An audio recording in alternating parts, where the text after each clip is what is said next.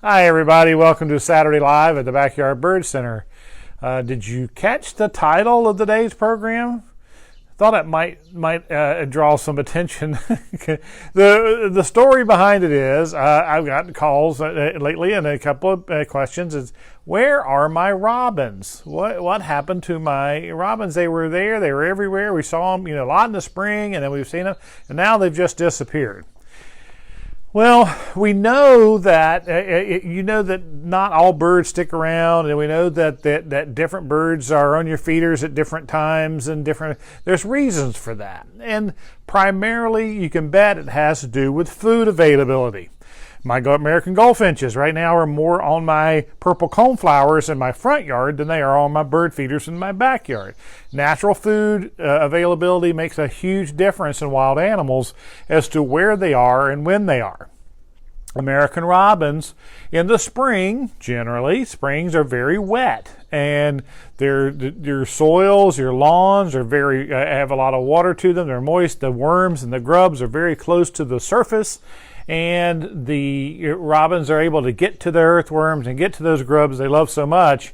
And that's where they tie into moles, because moles eat on those same things, and they come up to the surface, and that's people get so frustrated with the humps of the moles in their yard, but that's because it's wet and the worms are close to the surface.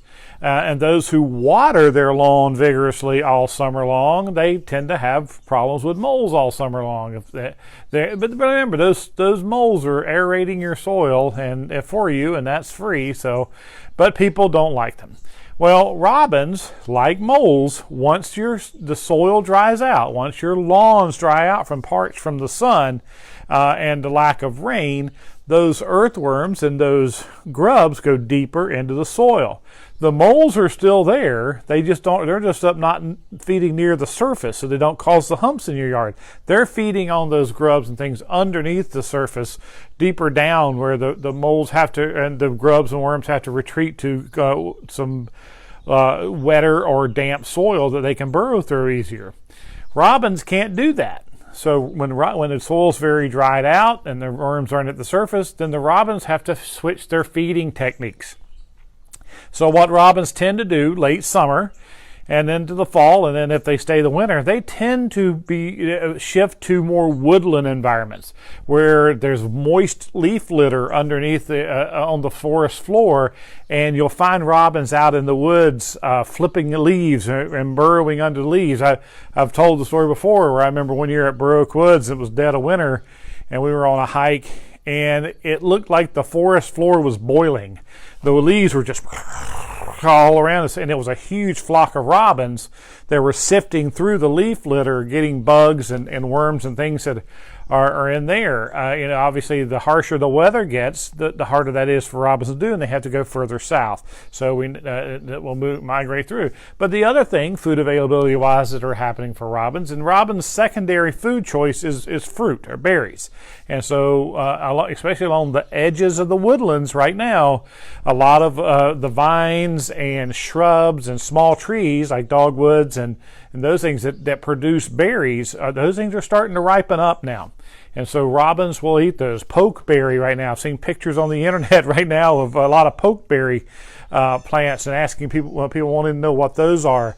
And those are deep, rich purple berries, are poisonous to eat for humans, but birds love them, and especially robins.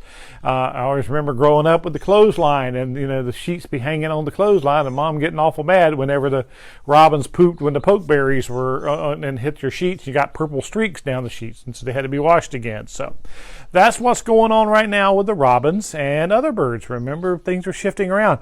Martins and swallows are starting to gather around area lakes before they migrate south. The blackbirds, the grackle, and starlings, and a lot of those birds are in the farm fields right now, or in the pastures, taking advantage of free food sources out there, which is great for us because we get that relief from them from our bird feeders. So good question. Thanks for that suggestion. Please send in more ideas. Like I said, we like to talk about what you want us to talk about. So give us a like, give us a share. Till then, come on, let's talk birds.